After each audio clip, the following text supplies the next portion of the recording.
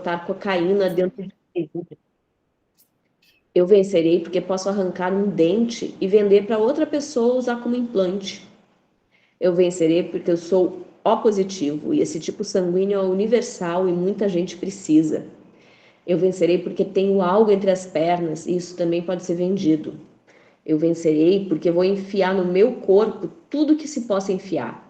Eu vencerei porque eu posso servir de rato de laboratório e provar as refeições dos presidentes. E se o peixe estiver envenenado, vou ser eu quem vai ser envenenada, mas terei recebido 1 milhão de vezes para isso. Eu vencerei porque posso ser dublê de atrizes famosas e quebrar a cabeça pulando de um abismo num filme classe Z. Eu vencerei porque posso vender pedacinhos de medula óssea que estão no meu quadril para que um milionário guarde em um banco. Eu vencerei simplesmente porque posso deixar o cabelo crescer. Eu vencerei porque sempre, escutem bem, quando não tiver outra opção, posso vender meu cabelo para sobreviver mais um mês. Eu vencerei sempre que precisarem do meu corpo para filmar um filme pornô.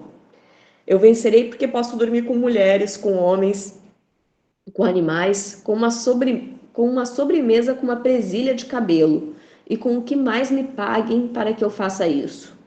Eu vencerei porque sou O positivo e tenho um corpo universal que nenhum corpo que tenha sido atacado pode recusar. Em 99 dólares. Falta $1, meu bem. Como eu posso explicar?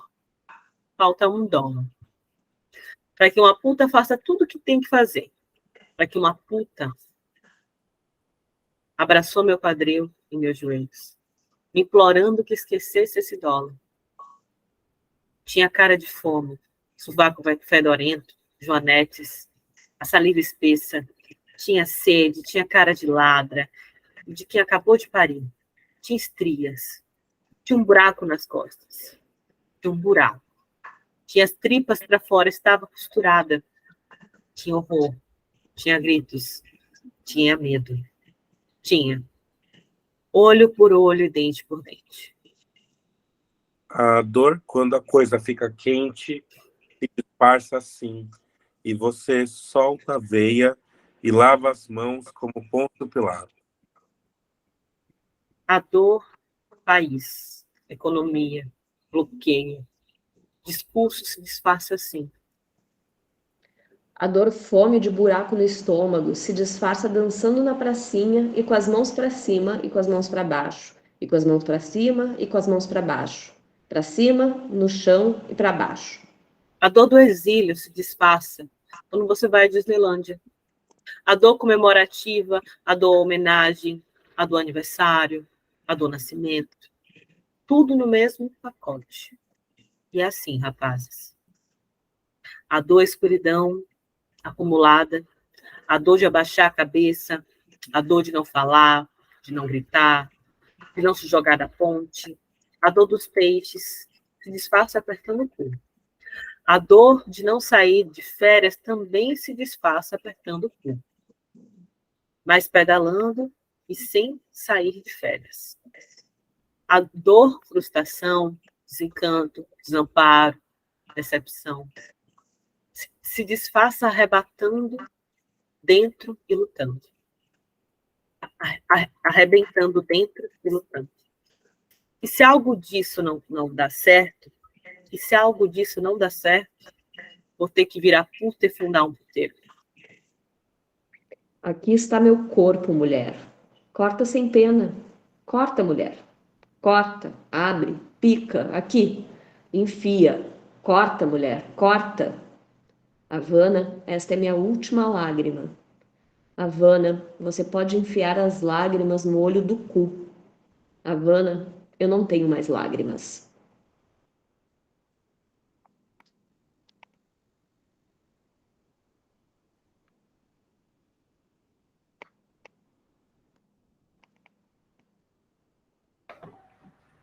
Tempo de respirar para comentar sensações.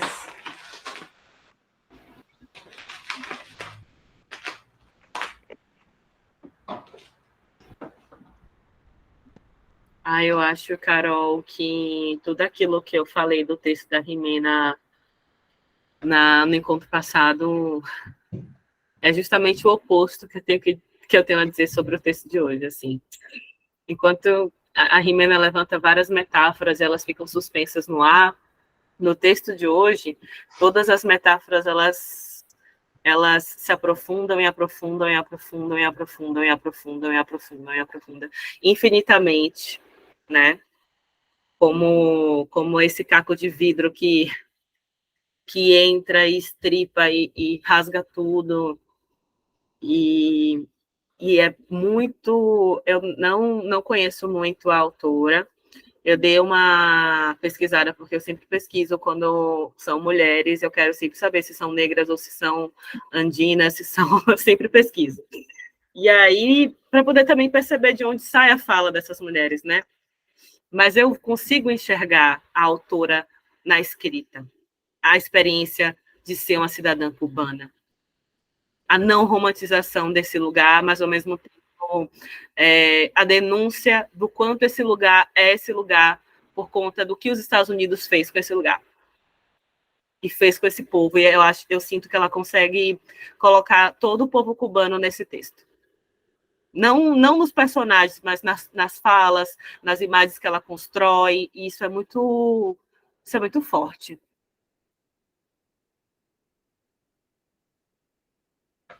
É doido, né? Porque eu concordo com você. Tem um lugar de superfície e tem um lugar de profundidade, né, entre os dois textos, mas eu acho que também tem a ver com a própria temática, né? E é isso, tem a metáfora da pele de borboleta no texto da semana passada, que é uma metáfora do sentir na superfície, né? E aí, efetivamente, o texto está todo na superfície, nada se aprofunda muito, mas tem essa dor que é superficial e também dói, né? E esse texto, ao contrário, né? Tem essa imagem muito forte do caco de vidro furando o rim, que é muito profunda, né? Enfim, deixa eu ouvir vocês antes de continuar comentando. Quem mais? Oi, gente, boa noite. Eu sou a Tati. Não consegui chegar aqui na aula passada e estou muito feliz de estar aqui com vocês. Eu achei os dois textos muito fortes, né? Textos que trazem violência também, né? Mas textos que trazem histórias também de corpos, né? De vivências. E aí a Caroline falando agora também me tocou num outro lugar, né? Ela falando dessas marcas, ela consegue ver a marca que essa mulher viveu, que ela consegue ver nesse texto, e que você pesquisou sobre quem é essa mulher também, né? Caroline, eu não sei quem é essa autora, não conheço. Fiquei aqui só ouvindo e tive essa sensação de violência, mas também de denúncia, mas eu também acho que eu consigo ver um paralelo desses textos também, né, que é essa opressão desses corpos vinda também de um corpo masculino, né, de como esse corpo masculino agride, ofende, mata, e não só ali fisicamente, né, mas psicologicamente também, né, ali na parte, quando chega na parte do cirurgião plástico, me levou para um outro lado, né, não só pensando ali nesse físico de tirar pele, né, mas de como eles amputam nossas vozes, né, nossos corpos, os nossos modos de pensar, né? Fiquei pensando como que os homens também estão ali fazendo esse jogo de marionete com esses corpos dessas mulheres, né? Também, assim. Fiquei pensando sobre e refletindo também essa dramaturgia de América Latina, né? Dessa América colonizada, né? Dessa América muito, muito sofrida também, né? E aí, nesses dois textos que eu estou observando também, é muito esse sofrimento também, assim, sabe? Estou refletindo sobre isso. Entendendo que esses lugares também, a violência contra corpos de mulheres, né, são muito maiores também, né? Então, eu conheço um pouco da dramaturgia do México, por exemplo, de mulheres lá, que também traz muito o feminicídio, né? E aí, agora, pensando esses dois novos, que eu não conheço, também fazendo essa relação, né? De como essa violência tá tão presente. E falando de linguagem, também eu gosto do modo como ela traz, né? Como ela vem apresentando o personagem de acordo com a fala dele, né?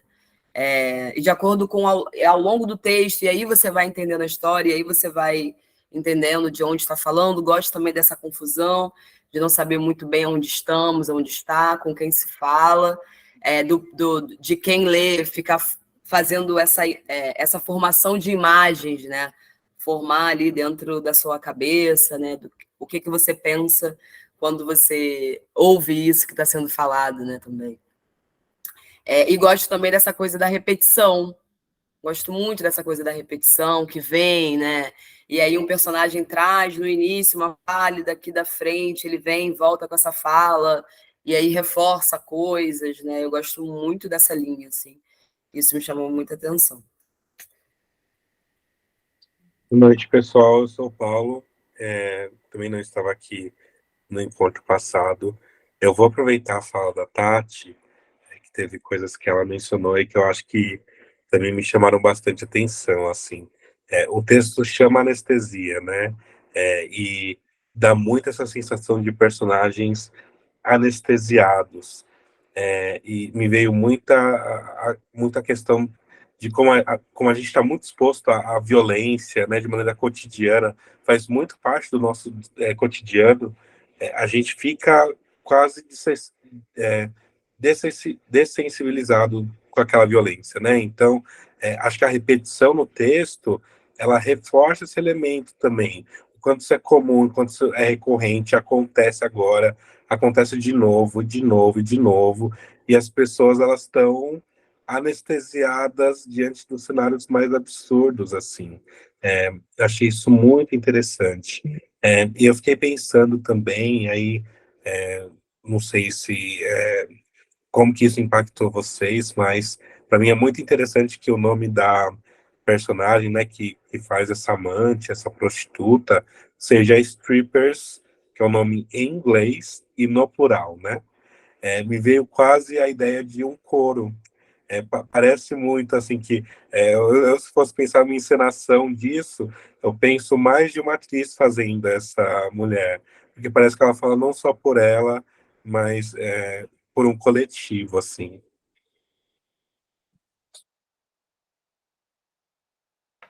E tem isso de que o próprio nome do texto é anestesia / vozes urbanas, né? Então, embora teoricamente sejam essas 3 personagens mulheres, né? A Ana, a garota e strippers, tem essa coisa de ser um coro mesmo, né? Especialmente nessa personagem que já vem, nessa personagens, né? Porque isso, é mais fácil ler como uma pessoa, mas a gente vê como um coro, né? Paulo, você está falando de onde? Só para saber, assim, porque a Michelle falou que está em Brasília, Carol está em Salvador, Carol?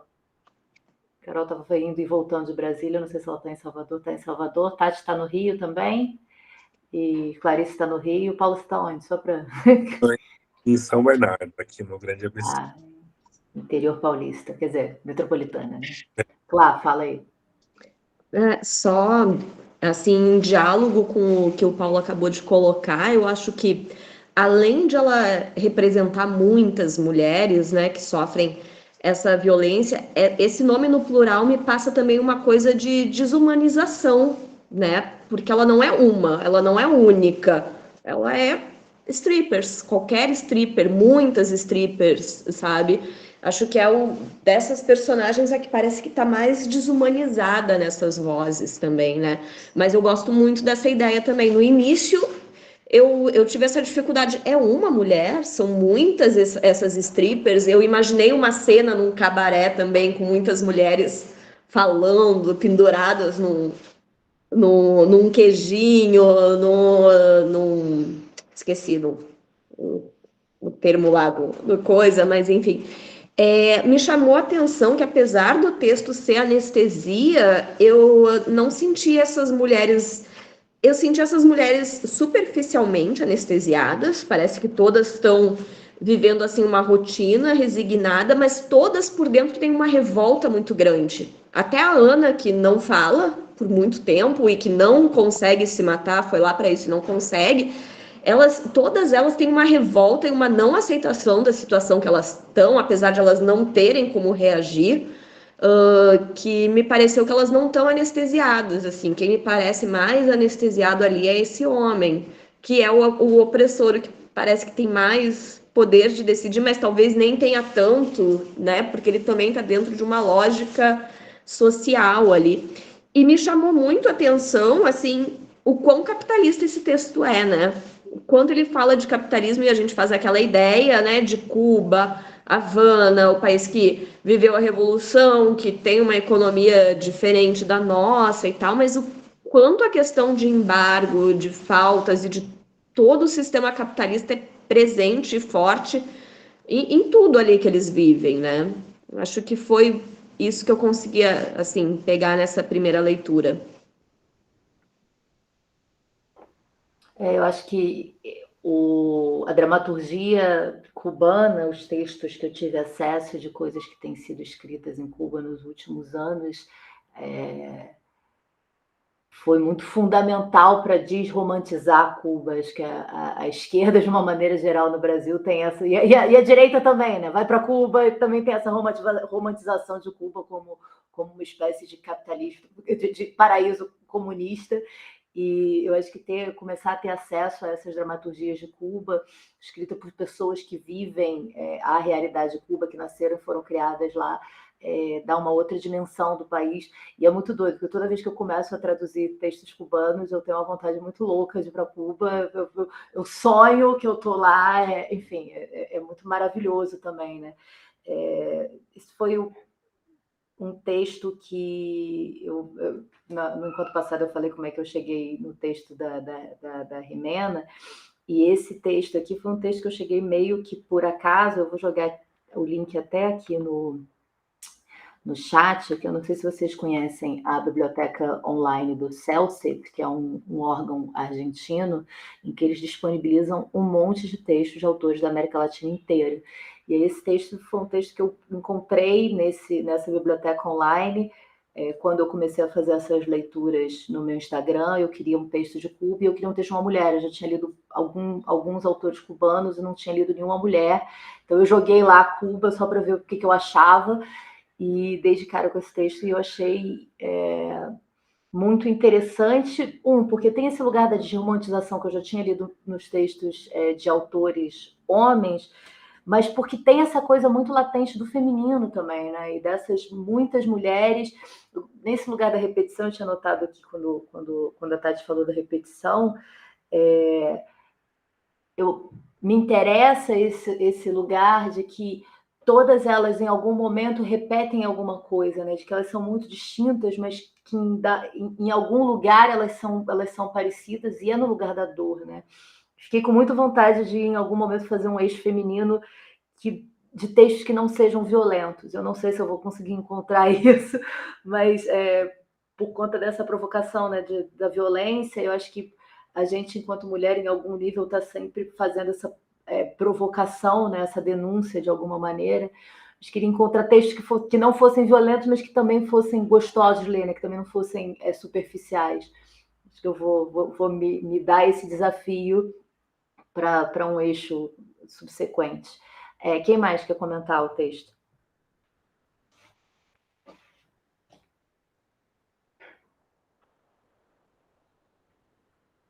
Estamos todos impactados. João, fala aí. Eu queria dizer um negócio, não sei se vai ser agregado nos assuntos que foram levantados, mas é um texto que me é difícil de ler, mas não pela ideia de que são temas difíceis, porque eu acho que são temas que estão muito dentro do nosso dia a dia, né? Então está sempre ali, você sempre vê. Você liga uma notícia, tá lá. Você vê uma novela, tá lá. Tudo tá. Mas não sei, para mim, acho que talvez um pouco advém da minha experiência com certas dramaturgias mais potentes. Me foi um texto muito difícil. E aí eu fui pegando as impressões de cada um, e depois eu vou ler. Mas é engraçado, porque eu também me senti um pouco anestesiado com essa coisa. Eu lia, tá, tudo bem, ele falou aqui que ele a violência, ela existiu, mas não me impactou, sabe? Não sei se faz muito sentido. Acho que também eu estou um pouco anestesiado com a violência que está ao redor, e aí você lê um texto desse, fala, mais um momento. E eu digo isso porque aconteceu uma situação essa semana, e eu vou ser rápido, vou ser breve. Que assim, não sei quem pega metrô aqui em São Paulo, ou quem está em São Paulo, não sei onde está todo mundo, mas eu estava indo para o meu curso e uma pessoa caiu na linha do metrô. Essa pessoa morreu. E as pessoas ficaram olhando aquilo como se fosse um grande espetáculo, sabe? Aquele corpo sobre a linha do trem. Então, quando um texto desse vem e me demonstra que existem várias violências, é impossível eu não lembrar desse episódio, sabe? E aí eu acho que se conecta muito também, porque a gente, por essa anestesia, deixou de ligar para tudo, sabe? Nossa, eu me lembro a primeira vez que eu vi o metrô parar em São Paulo, porque um corpo caiu E é isso, é muito comum, e em dado momento as pessoas ficam absolutamente anestesiadas, só ficam com raiva da pessoa que resolveu se matar no metrô e não num lugar que não a trabalhasse a vida inteira. Eu ouvi isso da primeira vez que eu vi isso acontecer no metrô. Não tinha um lugar melhor para se matar, não, porque está atrapalhando a nossa vida. Eu tenho isso anotado em algum lugar, inclusive, eu lembro que eu fiquei muito chocada eu tinha chegado em São Paulo, tinha menos de 6 meses, eu fiquei muito chocada com isso. Sim, né, esse lugar da violência cotidiana e dessa espécie de anestesia, de sensibilização que o Paulo trouxe, eu anotei como palavra-chave, porque acho interessante, né, pensar essa chave. Fiquei, você trazendo as coisas dessa semana, né, teve uma fala que foi lida hoje que me bateu de uma outra forma, que é no momento em que o Pedro fala para a mulher, a gente devia estar discutindo a nossa traição ao invés de estar discutindo os problemas sociais, e não teve como eu não lembrar toda a discussão da Luísa Sonza com a traição e etc., em vez das coisas importantes estarem sendo discutidas nesse país, né? Tanto o caso de racismo que ela foi... que foi arquivado, né, com relação a ela, quanto a coisa da criminalização do casamento gay, que estava sendo votado, estava todo mundo falando, enfim, de traição, de quem se importa, né? Foi isso, foi um trechinho que eu já tinha lido esse texto algumas vezes, inclusive traduzindo, que não tinha me batido dessa forma, e exatamente por causa do contexto dessa semana ele me pegou num outro lugar, né? Esse marido dizendo isso para a própria mulher, a gente devia estar discutindo a nossa traição ao invés de estar discutindo a violência e essas coisas que estão acontecendo, né? Eu acho que esse texto me engatilha muito, sabe? Principalmente a personagem da Strika que você mandou eu ler. Que bom que você mandou eu ler o final. Porque se fosse o começo ia ser mais difícil.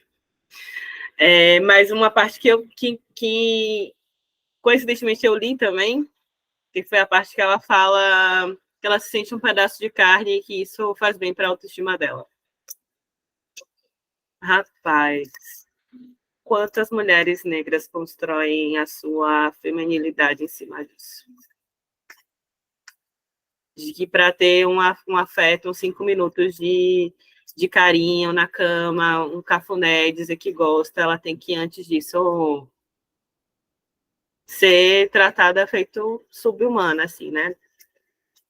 Enfim, para mim pega muito, assim, né? Tem uma coisa nesse texto que é de eu ver na realidade, de eu ver bem perto de mim, de não ter uma fronteira Cuba-Brasil, de não ter uma diferença cultural, não tem, tá muito igual. Essa stripper vive, fala no texto dela, é o que eu vivo e eu não sou stripper. Sou uma doutoranda da Universidade de Brasília em Artes Cênicas, mas eu passo pela mesma desgraça que essa stripper. Então, é bem revoltante, assim, essa sensação. E gosto das repetições, como a Tati disse, gosto das repetições porque, como a Carol falou, às vezes alguns recursos cíclicos são muito bons e muito bem usados. E nesse texto está bem... como... Porque a sensação de que não acaba a estagnação, sabe? O texto, ele acaba com aquela sensação de como ele começa, né? Um ciclo de, assim, não tem outra realidade possível, né? Não tem solução, não tem final feliz, né? Então eu gosto disso nesse texto. Eu acho que cai bem. Michele, falei. Aproveitando essa fala, né, da Caroline, confesso que realmente foi difícil ler o texto no início, porque é bem pesado o texto, eu achei o texto super forte, é bem navalha mesmo, assim, sabe? Ela vai bem, ela não tem medo, né? Ela não tem receio mesmo de expor, de colocar ali o problema, e uma fala extremamente dura. Eu não sei, nem posso, não tenho essa questão, da questão de ser uma mulher negra, mas por ser uma mulher, essa objetificação é nítida e é real, e eu concordo com a Caroline, assim, eu estava conversando com alguns amigos, homens negros, e uma amiga, particularmente, que também é atriz, e tentando entender essa questão dos corpos, dessa hipersexualização do corpo negro, que é, né, desde, enfim, Brasil colônia, a gente vê isso, né, as figuras estão aí, esse racismo todo desenfreado, louco, e essa hipersexualização, sabe, de colocar o corpo negro como automaticamente sexualizado, e, né, pela fala da Caroline, isso com certeza vem também, a mulher também vai pensar isso, porque se isso está sendo cobrado socialmente, é óbvio que isso vai ser também uma demanda, e como sair disso? Eu percebi essa repetição, um pouco como a Caroline falou também, no sentido de não é o mesmo lugar da repetição, você vê que as repetições são as mesmas frases, mas em contextos diferentes, mas ao mesmo tempo parece que essa história sempre se repete, não sai daquele lugar. Fui eu que levantei, não. Sozinho levantou a mão. Parece que a história não se a história se repete o tempo todo, não sai do lugar, entende? Mas não é a mesma coisa, porque a frase tem outro contexto, já é outra pessoa falando muitas vezes, mas ela está sempre se repetindo. Me passou essa sensação de não sair do lugar. A fala do homem também é uma fala bem colonizadora, assim, e quando ele coloca a questão dos seios, principalmente, é aterrorizante essa fala, assim, me chocou profundamente, e ao mesmo tempo, que coragem dessa autora também, de escrever esse texto nu e cru, sabe, nu e cru, terrivelmente. Isso me lembrou muito um jornal que tinha aqui em Brasília, pegando a fala do João também, né, e acho que esse contexto todo que a gente está analisando, tinha um jornal aqui em Brasília que na capa vinha uma pessoa assassinada, e vinha a foto, e vinha o sangue, sabe, e era super vendido esse jornal. Acho que hoje nem tem mais, porque essa dessensibilização também é um projeto, entende? É um projeto, assim, não é nada aleatório, é uma coisa planejada para que a gente também fique disforme até, né, que a gente, como essa Strippers falou, que também vejo um coro, Paulo, você colocou super bem, assim, acho que esse plural, eu fiquei pensando no plural, e depois você falou do coro, eu acho também que tem um coro, e às vezes ela fala a frase, até vem essa questão de muitas, eu me senti representada por ela em várias falas dela, entende, assim, então é muito impressionante, assim, a força que tem esses diálogos. Foi super difícil fazer no início, sim, me chocou profundamente a leitura, eu queria ouvir a Caroline fazendo, deu outras camadas profundas para mim, até agradeço as leituras, e estou impactada, vou ser bem honesta, assim. Michele, uma coisa que me chamou a atenção também é ver esse texto que se repete na boca de todos os personagens. Isso cabendo. Sabe? Exatamente, sim. Impressionante João. isso, né? Eu nem sabia que isso... Só, perdão, Desculpa, Carol. Michele, falei. Não, mas, assim, porque a gente pensa, quando a gente pega um roteiro, que essa fala caracteriza esse personagem, né? Eu nunca tinha pegado um texto dramatúrgico que essa repetição, todos os personagens falariam, e de uma forma pesada, assim, sabe? Assim, bem nua e crua como um E elemento como muda social. o sentido, né, quando é uma personagem ou quando é a outra, né? Porque quando a garota fala que o que é uma coisa... Tem a Flor, que tem várias frases que se repetem. Várias, o texto todo. Mas a que realmente passa pela boca de todos os personagens é a da Flor, que cai na cabeça. Eu acho que só o Pedro não fala essa frase. Mas tem outras frases que vão se repetindo também. Que vão... a da lágrima passa por todas elas, menos o Pedro. Mas tem essa fala que é... Ai, gente, como é que é? Tati, foi a última que você leu, você lembra? O que ela fala? É a cena 9. Que tem uma flor na cabeça dela e que ela atrás e para eu acho melhor você mesma tirar. A piedade é um sentimento que enfraquece, essa aqui que eu queria achar. A piedade te faz carregar os outros, adoecer os outros. Ela tem um sentido quando a garota fala e ela muda, é quase o sentido inverso quando a Ana fala, né? Porque você vê que ela tem piedade dessa garota e do que vai acontecer com ela e que o marido não vai ter, né? Fala, João, depois eu queria comentar umas outras coisas aqui, mas você estava com a mão levantada e fala. Eu acho muito interessante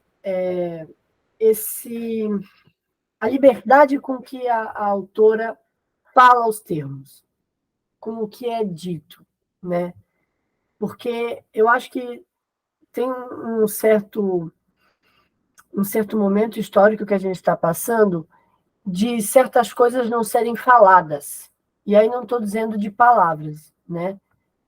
Mas eu digo assim, o termo, ele não vai, se ele parar de ser dito, ele não vai extinguir o que acontece. Então, acho que nós, enquanto pessoas que queremos derrubar a estigmatização do termo, temos que falar os termos. E assim também com os assuntos. Eu acho que não dá para a gente ficar vivendo de falar de violência só no jornal, sabe? De falar de uma violência rala, né? Porque a violência não é rala. Então, eu acho que eu concordo totalmente com Michelle e com Carol, com Carolina, porque senão vou confundir, nesse sentido de fato, ter coragem no que está sendo dito. E tem uma coisa sobre o personagem do Pedro que me traz dois sentidos, né? Porque, primeiro, ele tem uma dominação capitalista, de que ele fala, eu consigo comprar aquilo que você me dá. Ou seja, eu tenho controle sobre o seu corpo. Quando ele pega a stripper e fala para ela ir lá pedir desculpa para a mulher dele, foi ele que fez, e não foi a mulher lá que foi lá e fez ele. É uma dominação total do capital dele pagar ela depois que ela fizer isso. E também tem uma coisa nesse personagem de um sadismo desgraçado, né? Dele enxergar o corpo como nada. Mas aí qual é o corpo que não é nada? Primeiro é o corpo que paga ele, o corpo que paga ele não é nada. Porque ele retira o significado desse corpo e coloca... Que paga, né? Não que paga ele. Que paga. Então, ele tira, põe outra coisa artificial nesse corpo, tudo bem, a pessoa segue. Tá, entendi. Agora, o corpo que paga ele, né? Bom, é o dinheiro nas duas vias, em alguma maneira, né? O corpo que ele paga e o corpo que paga ele, ou o corpo que paga ele para ser modificado, né? Totalmente. Agora, esse corpo adota uma humanidade quando é casto para ele. Por quê? Bom, pelo que eu entendi, de novo, é um texto difícil para mim, é a filha dele que está lá. Então, se é a filha dele que está lá, opa, peraí, como que no país que doam não tem um para minha filha? Não, é possível que não tenha.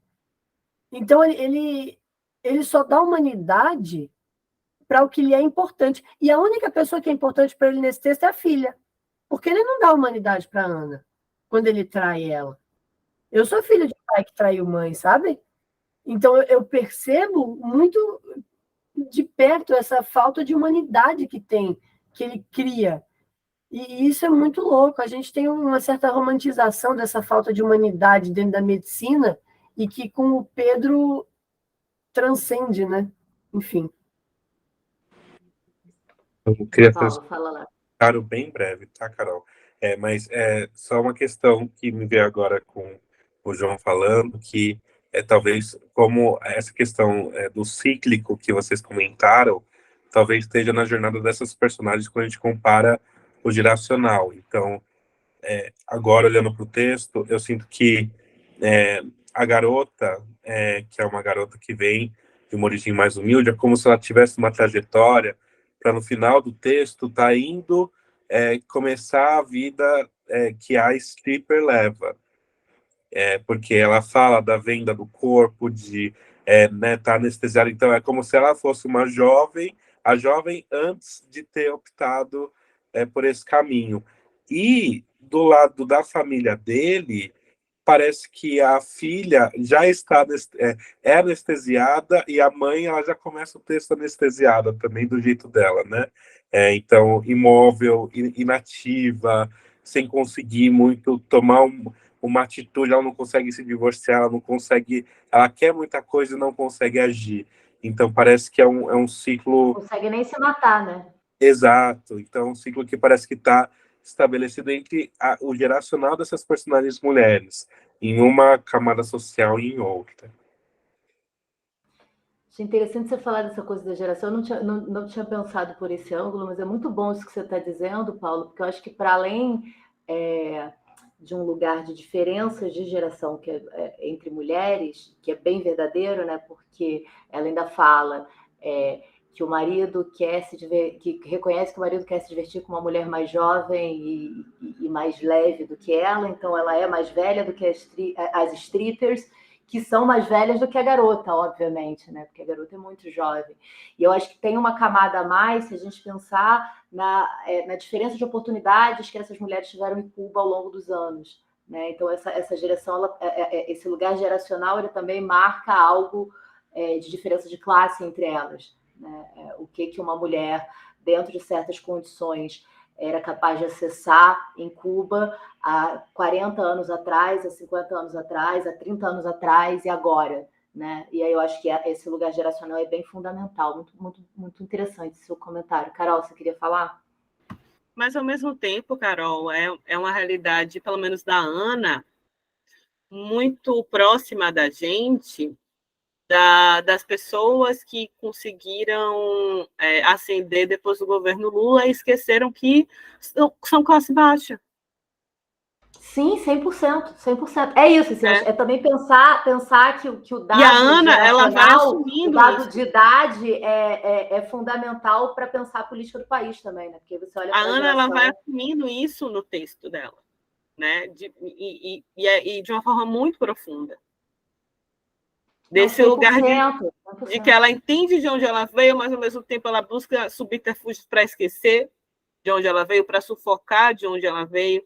Isso tudo é uma coisa de democracia racial, de assimilação, né? Que fica impregnado na sociedade até os dias de hoje, né?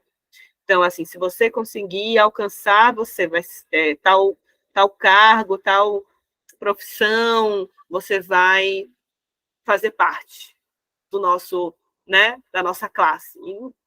E por dentro você é o mesmo suburbano, o mesmo periférico que tem calo no pé. Eu gosto muito dessa... Como ela traz isso na imagem, né? Tanto o calo no pé, que ela não consegue tirar, quanto o rosto com marca de sol que ela cobre com a base importada, né? Então, acho que tem umas imagens muito fortes que ela traz para exemplificar isso, né? Como é que você literalmente maquia a sua origem, né? Para existir dentro dessa sociedade. Vou fazer um último comentário, já são 8h40, depois se vocês quiserem finalizar também, mas queria ir encaminhando para a gente não passar das 9, esse momento de exaustão absoluta de ficar mais de 1h30 na frente do computador. Pelo menos não é às 9 da manhã, né, Tati? Nossa, que tortura. Eu acho que tem um mecanismo que ela usa que é muito bom, e eu acho que é muito bom porque a gente, enquanto mulher, historicamente sabe que foi o mecanismo que os homens usaram o tempo inteiro, que é as personagens femininas são complexas e contraditórias e o personagem masculino só tem uma camada. E eu acho isso maravilhoso. Assim, todas as personagens femininas têm mais de uma camada, elas são apresentadas de uma forma e depois você descobre alguma outra coisa sobre elas, né? Esse lugar das strippers...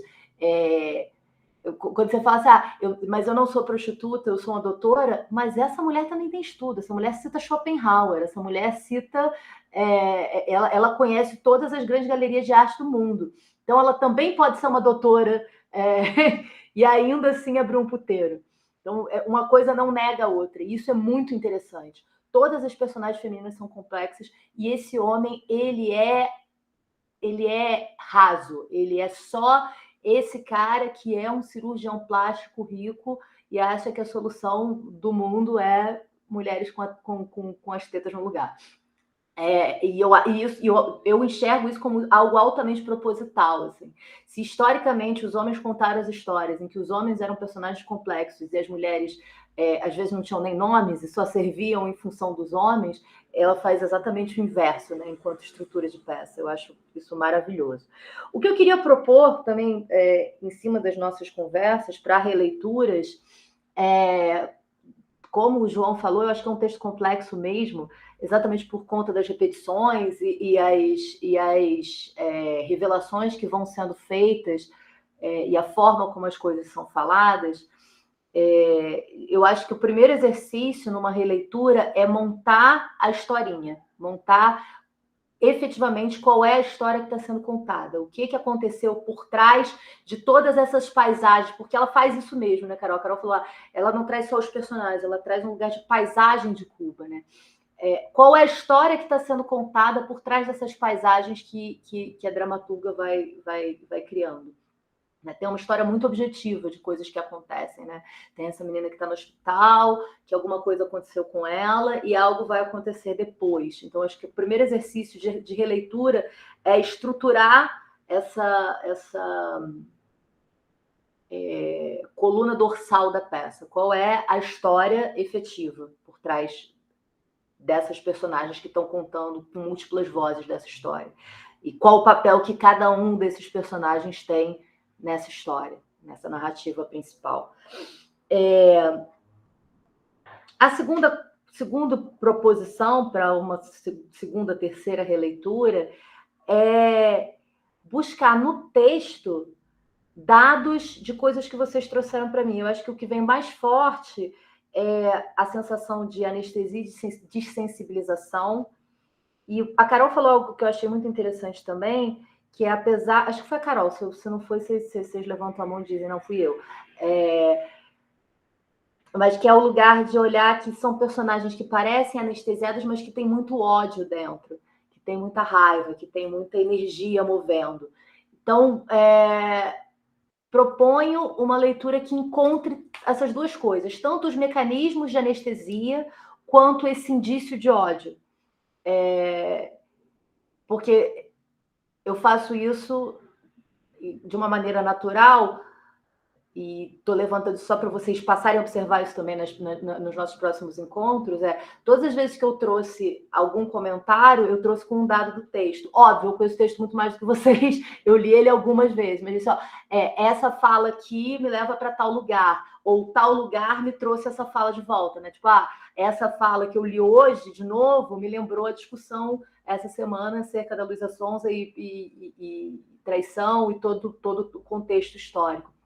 Então, acho que é um pouco essas sensações que foram levantadas, onde é que elas estão de maneira objetiva no texto, né? Se você vê ódio nessa personagem, que fala que levanta esse ódio, se você vê uma energia mobilizadora, onde é que isso está? Porque isso está em algum lugar. E aí eu acho que esses são os exercícios de releitura, quando a gente quer entender como os textos se estruturam. E eu acho que isso é muito interessante quando a Michelle falou, eu sou atriz e queria entender como os textos se estruturam, inclusive para a gente, enquanto ator, estruturar o personagem, saber como é que o personagem atinge o outro, né? Porque a gente faz isso na vida e a gente esquece, porque a gente faz isso de maneira inconsciente.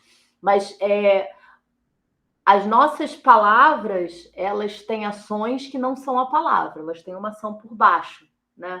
e elas têm sentimentos por baixo, elas têm emoções por baixo. Então, não estou falando só de subtexto, não estou no Stanislavski, não.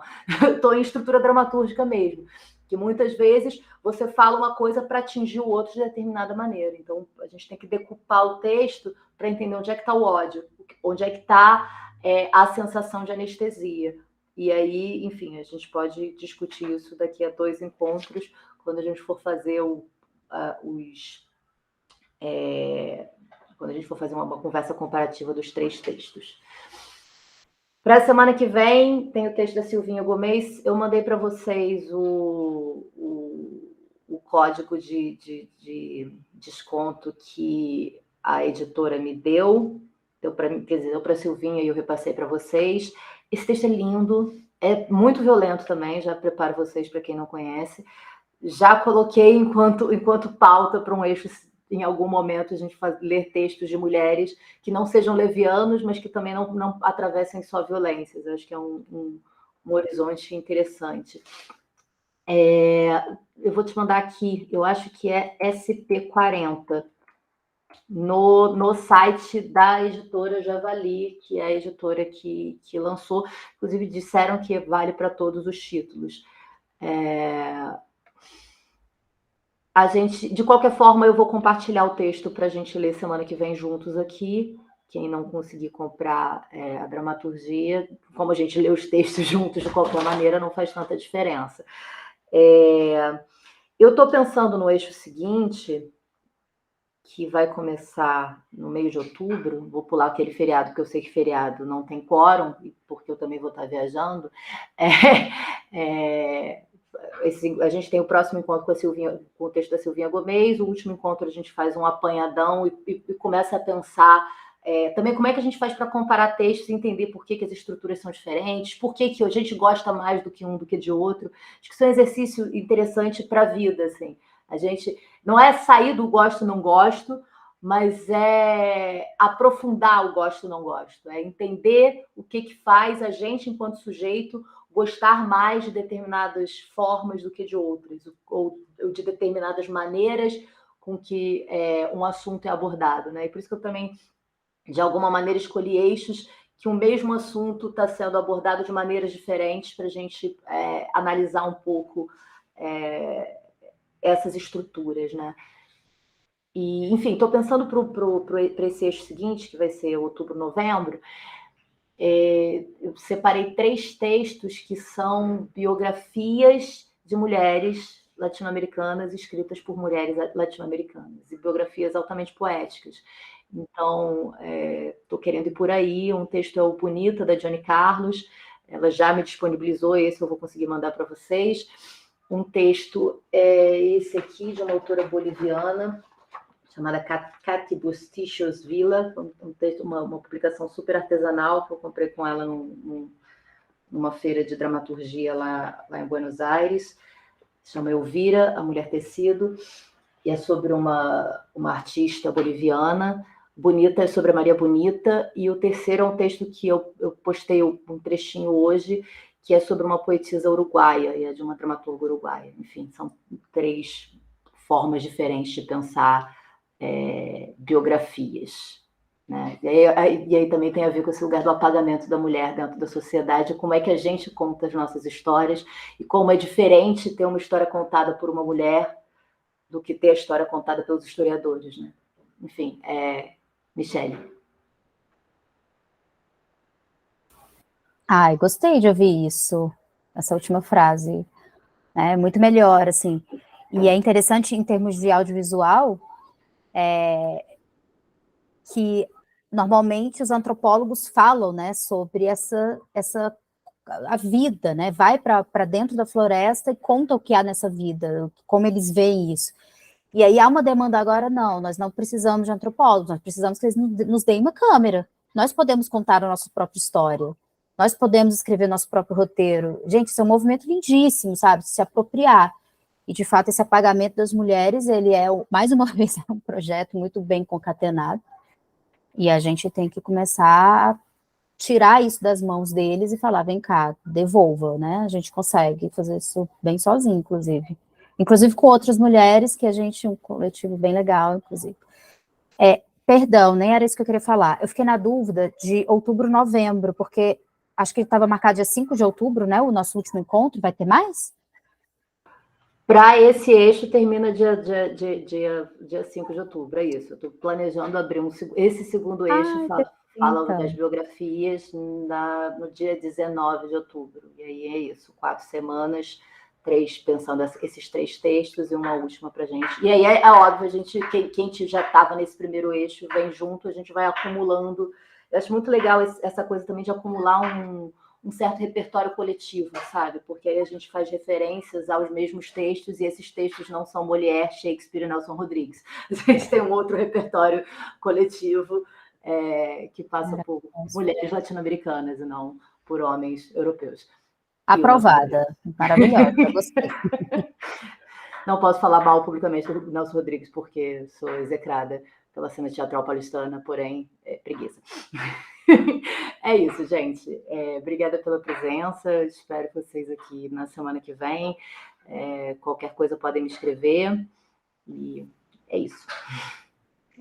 Valeu, gente. Já, gente. Foi um prazer. Beijo. Prazerzão. Obrigada.